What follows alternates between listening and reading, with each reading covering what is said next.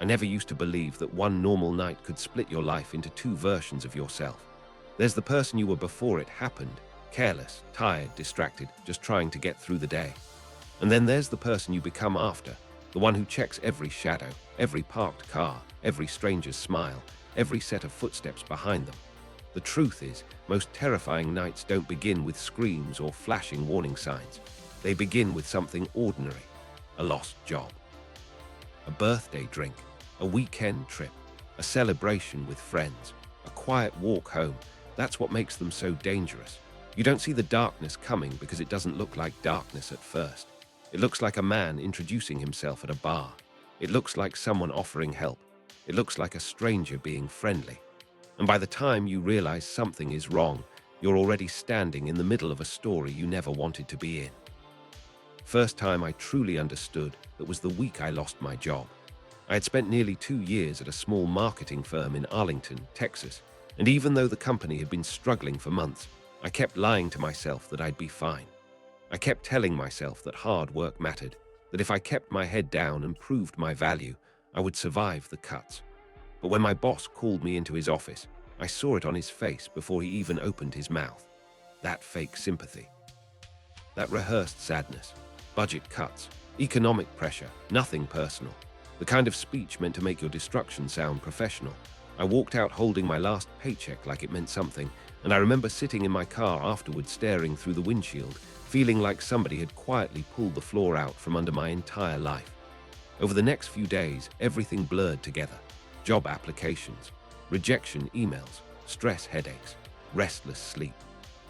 That heavy, humiliating feeling of watching your bank balance and pretending not to panic. By Wednesday night, I felt like I was suffocating inside my own apartment, so I told myself I deserved one drink. Just one night to breathe before going back to the grind. That decision almost cost me everything. The bar was called the Copper Rail, nothing fancy, just a local place a few blocks from my apartment. It was the kind of bar you barely think about, familiar enough to feel safe, forgettable enough not to raise questions. A Wednesday meant it wasn't crowded. A couple of men were talking in a booth near the back. Old rock music hummed low from worn speakers, and the bartender, a thick-built man in his 50s, wiped down glasses with the slow boredom of someone who had seen every type of mess a human being could carry through a door. I sat at the counter, ordered a whiskey, and tried to drink the frustration out of my system. It didn't work, so I ordered another. That was when the bell above the door jingled and 2 men walked in. At first, I barely noticed them. They looked polished, too polished for a casual Wednesday night. Button-up shirts, expensive watches, polished shoes that caught the light. One of them was tall and lean with slick-back blonde hair and an easy smile. The other was shorter, broader, dark-haired, with the kind of eyes that never seemed to relax. They didn't sit at the bar. They came straight toward me and sat down at my table like we were old friends meeting by arrangement. The blonde one smiled and offered his hand. "Hey mate, I'm Liam. This is Ryan." His accent was thick Irish, the kind that would have sounded charming under almost any other circumstance. Ryan nodded once, studying me in a way that made me feel measured instead of greeted. I shook their hands because that's what people do when they want to avoid being rude, and that's the part no one talks about enough. Predators know how much decent people fear awkwardness. They know politeness can be used like a leash. They started making conversation right away. They said they were visiting from Dublin, first time in the States, wanted to know where to go, what bars were worth checking out, whether the nightlife was any good around Arlington. On the surface, it all sounded harmless. Tourist questions, standard small talk. I gave them basic answers, the kind you give anyone. But even as I spoke, something felt wrong. They were asking too many questions, too smoothly, with too much interest. And the strangest part was that neither of them ordered a drink. Not water, not beer, nothing. They had walked into a bar and attached themselves to a stranger without buying so much as a glass of ice. It should have been enough to make me end the conversation. Instead, I kept talking because when something feels only slightly off, most people don't trust themselves enough to act. They wait for a bigger sign, a clearer sign, a sign with teeth.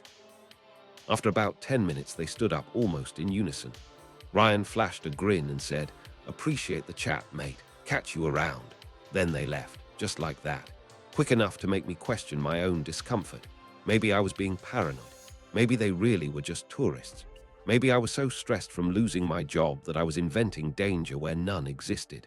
I finished my drink, paid my tab, and stepped out into the night.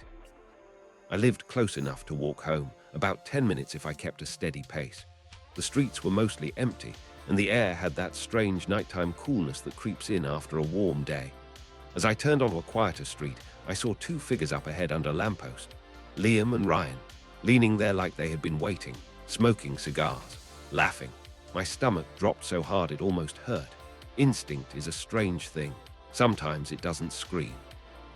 Sometimes it just quietly drains the warmth from your body and lets you know that you need to leave. I tried to keep moving, tried to look casual. Ryan grinned as I approached. "Fancy seeing you again, mate." I slowed down, not enough to commit, just enough to show I had heard him. Liam stepped forward and said they needed a favor. Their car was around the corner. Could I help with something for just a second? That was when I saw it. At the very edge of the building where the streetlight faded into shadow, there was another figure half hidden in the dark, barely visible, watching, waiting. Ryan motioned subtly and the shadow pulled back. Every instinct in my body lit up at once. I laughed weakly and said I was exhausted, long day, needed to get home. Liam's smile changed, not disappeared, changed. It flattened, hardened. Ryan took half a step closer. "Come on, man, just a sec."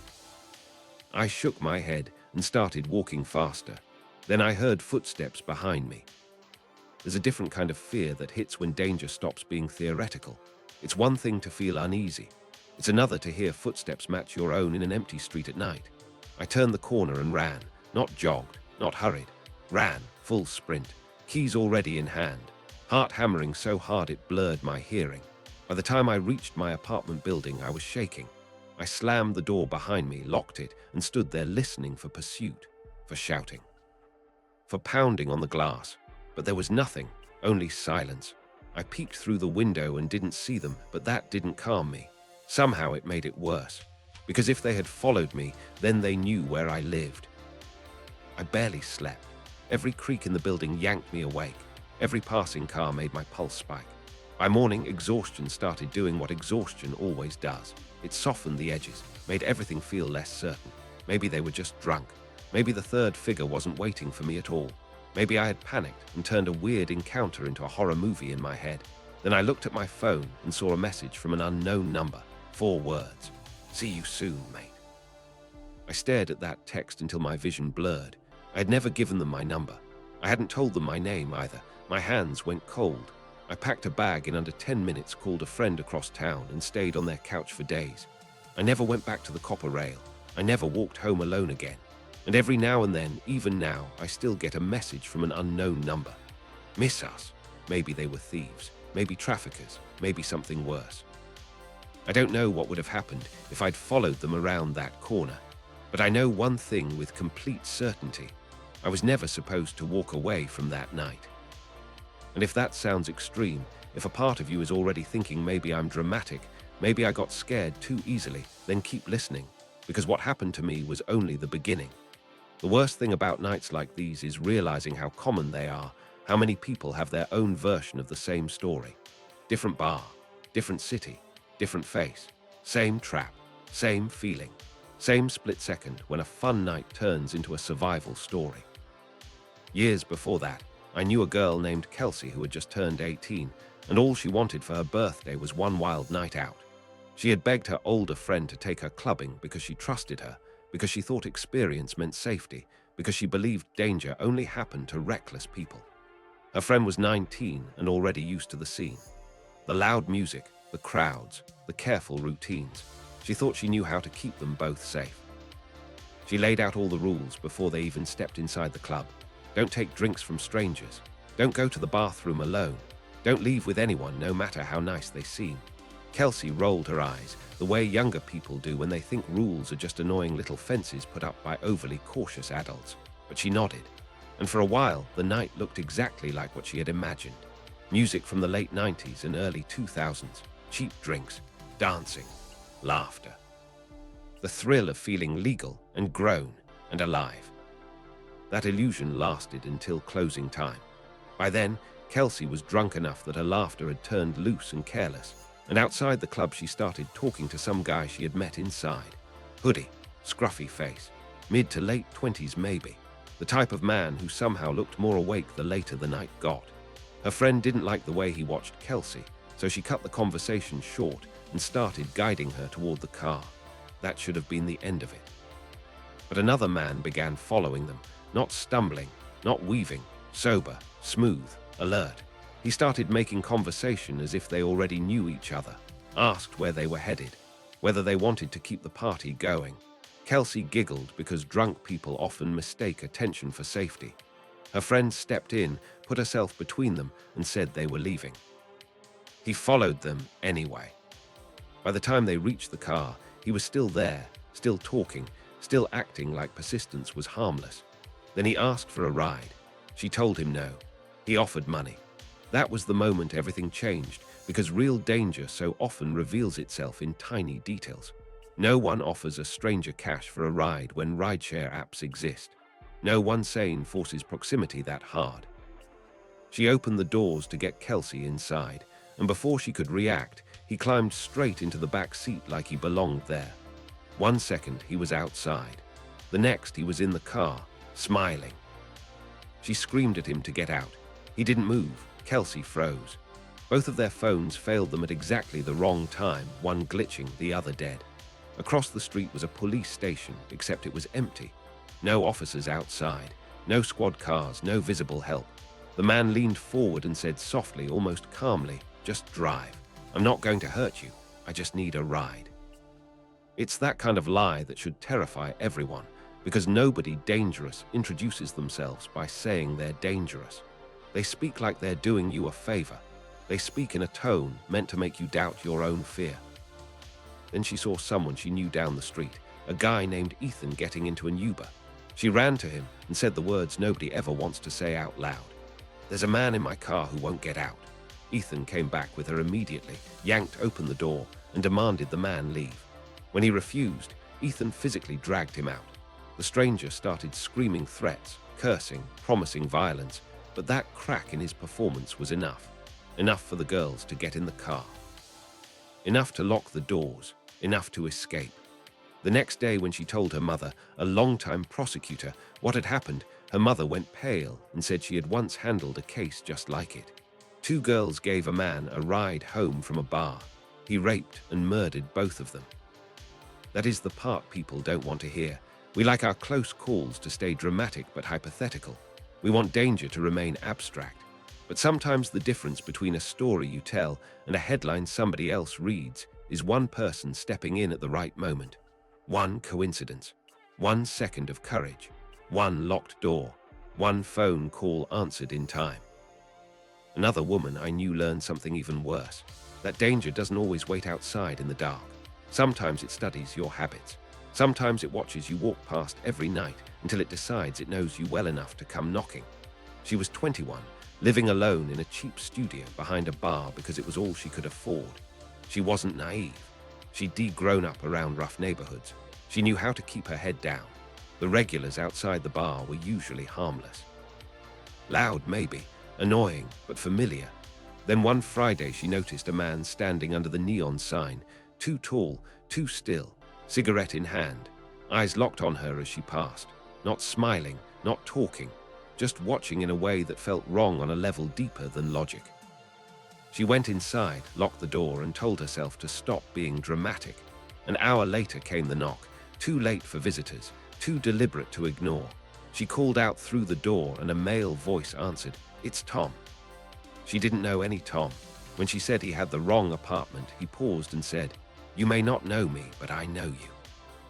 She looked through the peephole and saw the same man from outside the bar standing inches from her door, head tilted like he was listening to her breathing. She threatened to call the police. He eventually left, but when she looked outside, he was still in the parking lot pacing and talking to himself. That was when she knew she wasn't imagining anything. Her landlord came over with his brother.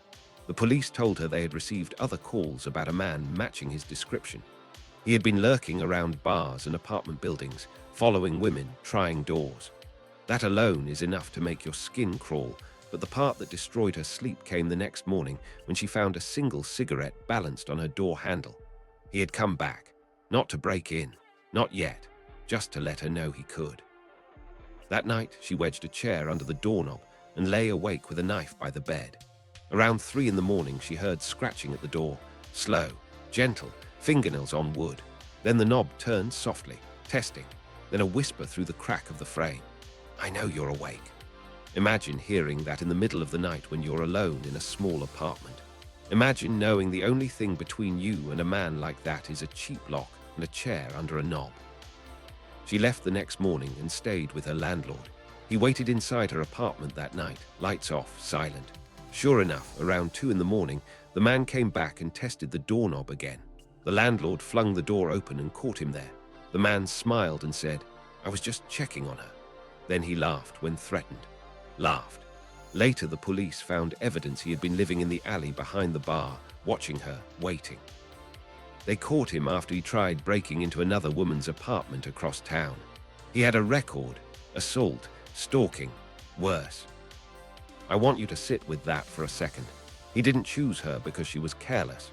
He chose her because she was there, because he could see her routine, because convenience is enough for men like that, because for some predators, opportunity is all they need. And if you think these stories only happen to women, listen to this one. A man on a weekend trip to a busy coastal nightlife town went out with his friends to drink and dance. The first night was normal. The second night they hit multiple clubs, and by the time they reached the third one, Blue Ember, the alcohol had turned the whole place warm and blurry. At the bar, a shorter, stockier guy leaned in too close and started complimenting him. At first it didn't feel threatening, just awkward. Then the stranger offered him his half-finished drink and insisted he take a sip. He refused. The man's face changed. Not much, just enough. Then he asked to meet his friends. The answer wasn't yes, not really, but it wasn't a firm no either, because a lot of people are bad at confrontation and dangerous people know how to use that hesitation. Later, he went alone to the club's isolated bathroom up a short stairway away from the music and crowd. He stepped inside, and moments later the same man entered, locked the door and stared at him. Then came the questions, slurred but focused. "You're into guys, yeah? Come on, just a little fun." The smile, the approach, the hand reaching. The way every inch of the room suddenly felt too small. He shoved the stranger back, harder each time, but the man laughed and turned the whole assault into a game. Said he was playing hard to get, said he liked it rough. So he punched him, not because he was brave, not because he was trained, but because there are moments when your body understands what your mind is still trying to deny. Then he ran, found his friends, told security, and the response was the same disappointing response so many survivors hear: a shrug. "We'll look into it." No cameras in that area, no urgency, no real protection.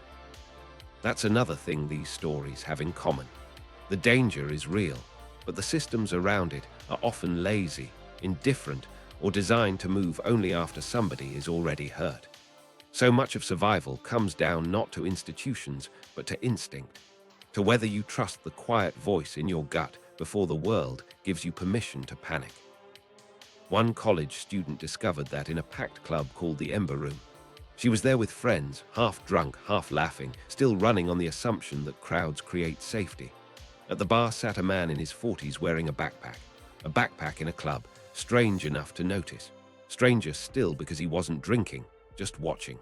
Then he headed toward the staff-only kitchen doors. A bouncer stopped him. There was a conversation. The man went and sat in a corner, still watching. Still waiting. Then he was escorted out. 15 minutes later, a campus emergency notification hit everyone's phones. An armed individual had been detained after trying to access restricted areas near the club. The man with the backpack had been carrying a concealed weapon. That story terrifies me for a different reason. Not because an attack happened, but because it might have. Because the room was full of laughing people with drinks in their hands, music shaking the floor, everyone assuming they were in the middle of an ordinary Friday night, while one person may have been standing only minutes away from turning it into a massacre. That's the thing about nightlife. So much chaos already looks normal there that truly dangerous behavior can hide inside it. A drunk man acting strange doesn't stand out. A tense exchange near a door doesn't stand out. A person staring too long doesn't stand out. Until later, until after, until you read the alert and your body goes cold and you realize you were dancing 5 yards away from somebody who might have been planning to destroy the entire room. Then there was the woman who danced at a strip club for 7 years and thought she knew every version of creepy that money could buy. She grew up in a strict religious family, spiraled into addiction, and ended up surviving by dancing at a place called the Red Orchid. For years, she managed the regulars, the creeps, the lonely men, the handsy drunks, the fixated customers. She thought she understood the rules. Then she met Mike, mid-40s, rough around the edges, initially polite, tipped well. Didn't seem more dangerous than any other man, until he stopped asking for other girls, until he showed up every night, until he was waiting in the parking lot after her shift just to make sure she got home safe. That kind of sentence should terrify you when it comes from the wrong mouth. It sounds protective, it sounds caring, but from a man who has built an obsession around your existence, it's a threat in a costume. It got worse. One night she was home with a date when she looked outside and saw Mike standing on the sidewalk staring straight at her window. Later, after the date left, Mike walked into her apartment. Not knocked, walked in, calm, possessive. He told her she was lucky the date left quickly or he'd had something else in mind. She grabbed a knife, and that was enough to make him leave, but only for the moment. Some time later, after a rare night off, she fell asleep in her apartment and woke choking on smoke. Fire filled the place. Flames in the hall, flames on the walls, flames where safety used to be. She escaped by jumping from a second-story window, and when she hit the pavement and looked across the street, Mike was standing there watching, smiling. The fire was ruled arson. Nothing could be proved. He was never charged. That story doesn't end with justice. A lot of real stories don't. She left the city. She got clean. She survived. But surviving isn't always the neat ending people think it is. Sometimes survival means you keep waking up at night gasping because your body remembers what your mind is trying to bury. Sometimes survival means you keep asking yourself whether the worst person you ever met is out there doing the same thing to someone else. And maybe that's what makes these stories so impossible to shake. They aren't just about the moment of danger. They're about the afterlife of fear. The way one night reaches forward into months, into years, into new habits and new anxieties and new versions of yourself. The way a single encounter can rewire how you move through the world forever. One of the most haunting stories I ever heard came from a woman who went on vacation to Miami with her sister after a brutal stretch of depression and burnout. The trip was supposed to wake her up again. Beaches, restaurants, sunlight, laughter. For a few days, it worked. She felt lighter than she had in years. Then her sister convinced her to go clubbing downtown on a Saturday night. It was the kind of massive club where the line wrapped around the building and the bass shook the pavement. They got inside, ordered drinks, and she let herself have fun. Really have fun. Enough shots to loosen the edges. Enough dancing to forget who she had been before the trip. Enough alcohol to leave her vulnerable in exactly the way dangerous people notice from across a room. At some point, she ended up sitting in the upstairs VIP area, separated from her sister, half hazy, trying to steady herself. That was when he sat beside her. Huge, muscular, over 6 feet tall, black leather pants, tight shirt. The kind of man whose size fills your space before your mind catches up. He was attractive in a way that might have seemed harmless in daylight, but he sat too close, smiled too slowly. When she tried to stand and go to the bathroom, he grabbed her dress and pulled her back down. The first time, she thought maybe she misunderstood. The second time, there was no misunderstanding left. "I don't remember telling you could leave," he said. Think about that sentence. Think about how quickly some men reveal what they think they are entitled to. Not conversation, not flirtation, permission, ownership, control. He started saying things about her feet, started turning her body into pieces in his imagination while grinning like he was sharing a joke. She slapped him. He laughed. Then he said something that made every molecule in her body go cold. He talked about cutting up the rest of her body and keeping her feet. She fled to the bathroom and tried calling her sister. No answer. Then the stall next to hers filled with silence, and she looked down and saw the same yellow leather boots under the divider. Then the tapping, a knife against the stall door. Tap, tap, tap.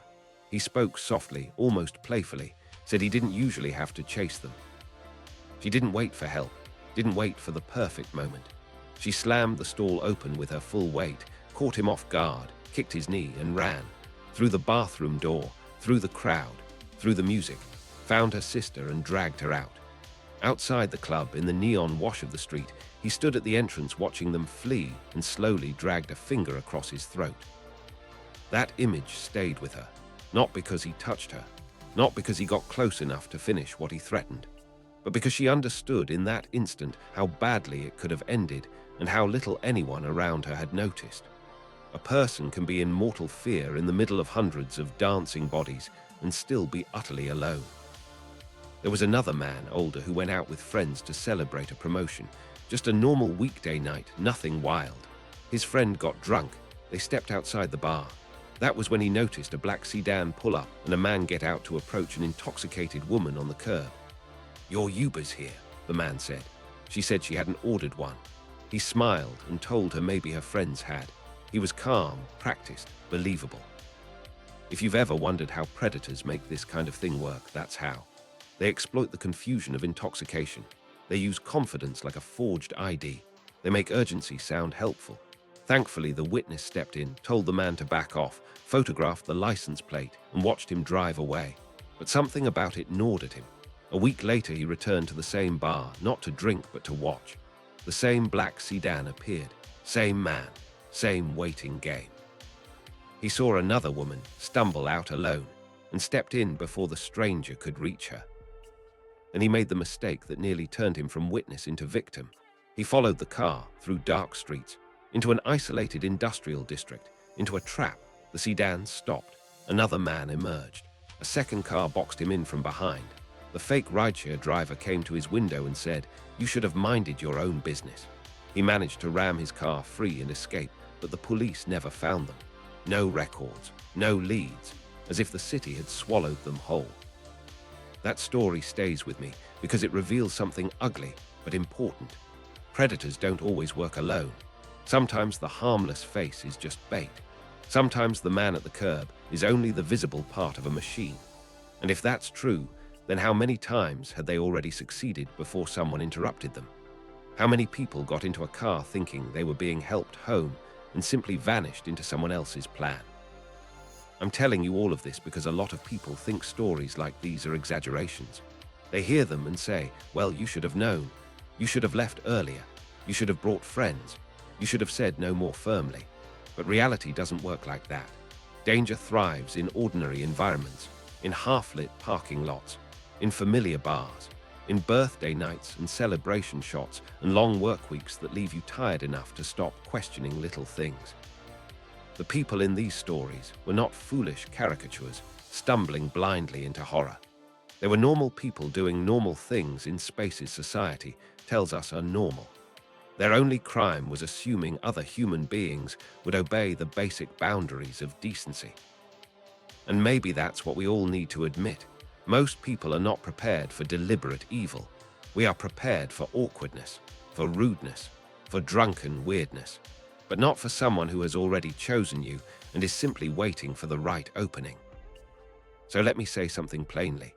If you've ever had that feeling, that small tightening in your stomach when somebody's smile lingers too long, when a question feels too personal, when a stranger appears twice in one night, when a room suddenly feels wrong even though you can't explain why, you are not being dramatic.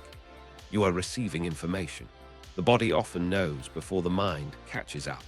The trick is listening before the evidence becomes undeniable. That's what changed in all of us after nights like these.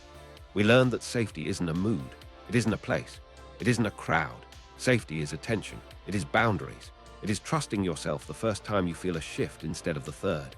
It is leaving early, locking the door, calling someone, making a scene, rejecting politeness when politeness is being used against you.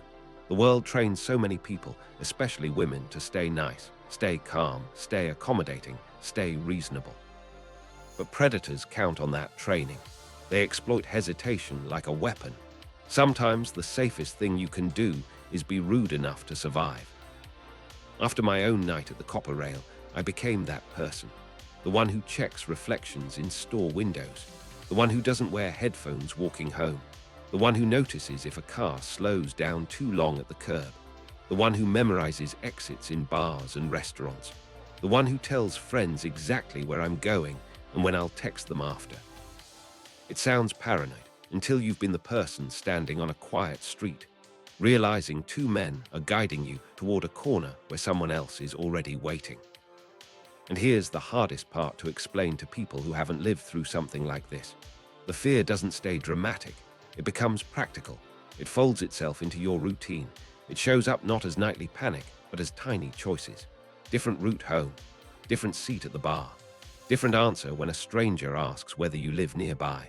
It shows up when an unknown number texts and your throat tightens before you even unlock the phone. It shows up when you see a group of men leaning under a streetlight and your feet automatically shift direction before your brain has finished naming why. Maybe that sounds exhausting. It is, but it's better than pretending the world is safer than it is. The world is full of good people, yes. People who step in like Ethan did. People who answer the phone. People who walk friends home.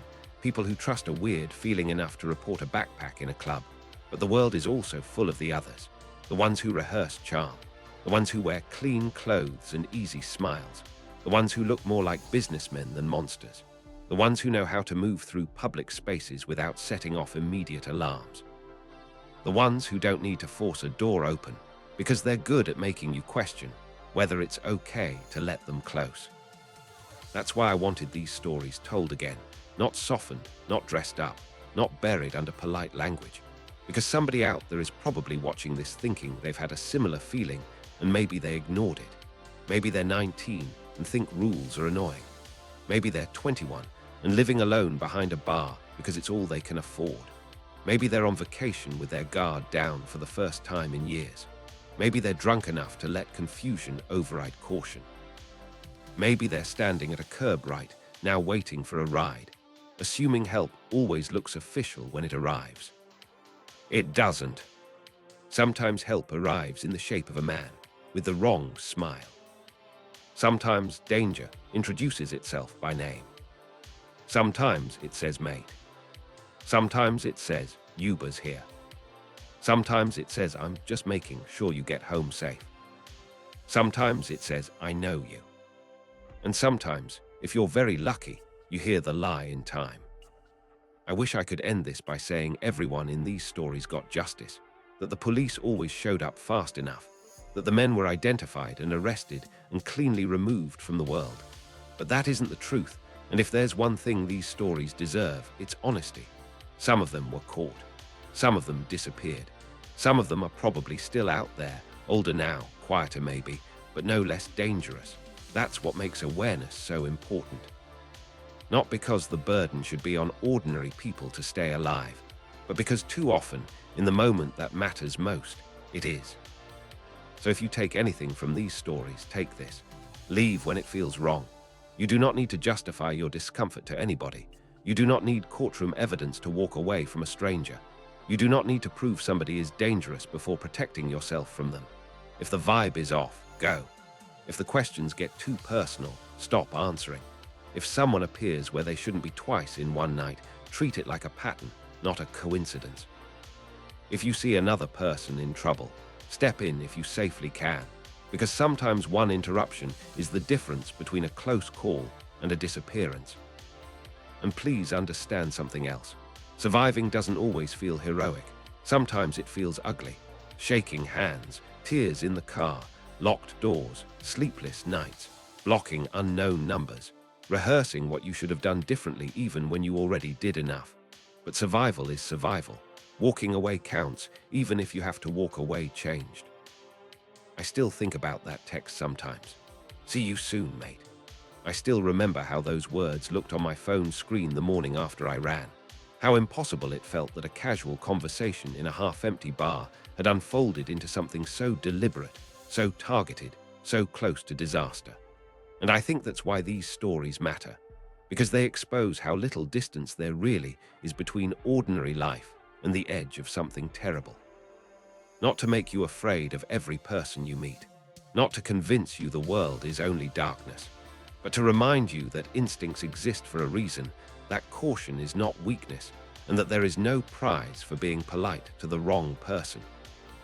If you're watching this late at night, maybe alone, maybe with your phone brightness turned low while the house is quiet around you, maybe a part of you is thinking back to your own close call, the stranger who asked too many questions, the person who followed you to your car, the knock at the door that came too late, the ride you almost accepted, the drink you almost took, the club bathroom you entered without thinking, the face you still remember even though you wish you didn't. And if you have a story like that, then you already know what I mean when I say some nights don't end when the sun comes up. They stay. They attach themselves to your routines. They become part of how you move through the world. But staying alive matters more than staying unchanged. Let me say that again, because somebody needs to hear it. Staying alive matters more than staying unchanged. You are allowed to leave. You are allowed to yell. You are allowed to lock the door. You are allowed to call for help. You are allowed to refuse the drink, the ride, the conversation, the smile, the favor, the second chance. You are allowed to trust the fear before you can explain it. Because sometimes the scariest people are the ones who never raise their voice. Sometimes the most dangerous places are the ones you've been to 100 times before. Sometimes the moment that saves you is not strength, not luck, not a miracle, but the simple decision to listen to that quiet internal warning and move. I did. Kelsey's friend did. The woman behind the bar did. The man in the bathroom did. The student who noticed the backpack did. The dancer who grabbed the knife did. The woman in Miami did. The witness at the curb did. That's why they get to tell the story. And somewhere out, there are the people who didn't get the chance. That's why these nights need to be remembered. That's why these warnings need to be repeated. That's why we talk about the stare that lasts too long, the man who doesn't order a drink, the stranger who knows your name when you never gave it, the fake ride, the half-finished glass, the wrong smile in the wrong place at the wrong time. Because what looks small at first is often the beginning of something much darker. And if even one person hears this and decides to leave earlier, call someone sooner, trust themselves faster, then maybe these stories become more than fear. Maybe they become a map out. So the next time you find yourself in a bar, a club, a parking lot, a quiet street after midnight, remember this. Most monsters don't look like monsters. They look normal, friendly even. They know the language of ordinary life. They know how to stand in doorways and under streetlights and beside cars without drawing attention. They know how to wait until you're tired, tipsy, distracted, embarrassed, alone. They know how to make you feel rude for protecting yourself. Do not let them. Trust the weird feeling. Protect your space. Watch your friends. Question what doesn't add up. And if the night suddenly shifts, if the air changes, if your body says move, then move. No explanation. No apology. Just move. Because sometimes walking away is the whole miracle. If you want, I can also turn this into an even stronger YouTube retention version with a more viral opening hook, more emotional pacing, and 4-5 subscribe comment lines naturally added inside the story.